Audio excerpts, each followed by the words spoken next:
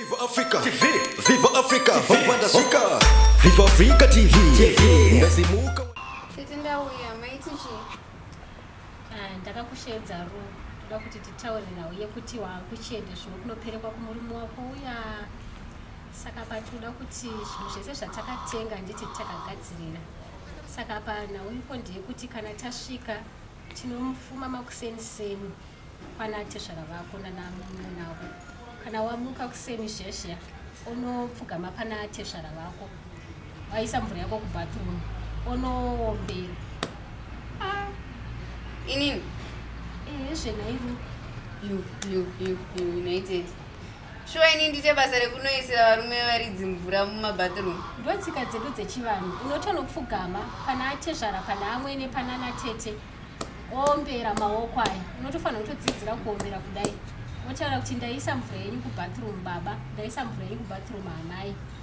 Wochienda vonogeza. Kana vageza kudaro zvamukutaura zviite. Ini ndikaite basa rekugadzirira vanhu zvinhu zvavo. Havagona kuzviitira vega. Ini ndakavinga Temba kaina ndoenda kunoita zvehama dzake kudzigezesa. Mafuta ndoti kuvatengera zvinhu zvese, mafuta, sipo, makogeti. Voda kuti uda kuendeserwa zvinhu zvachoni. Aiwa tete kana. Notsika dzedu dzechivanhuka. Munhu haungoenda kumurume kungonoti kunonzi mumba memurume. Unotongopfuura nenzira iyoyo munhu wese anotopfuura nenzira iyoyo. Manje inini handingazvikwanise izvozvo tete. Ndakavinga Temba. Inga ndambovinga andina dai ndakaroorwa kanevese vakandibvisira mai. Aiwa izvozvo tsika dzedu dzechivanhu ungunzwisisa here pandiri kutaura. Tsika dzedu dzechivanhu dzinotaura kuti kana wakuenda kumurume unonoperekwa onovapa mvura dzekugeza ndokuratidza kuti muroora ane tsika mwana akabva kune vanhu mwana akarayirwa.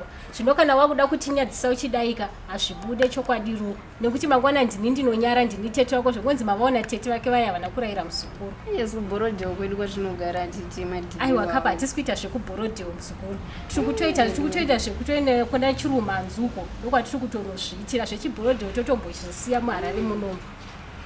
Minu tete ndakazvikwanisa but With a short movie, bad David roll, it's a full movie.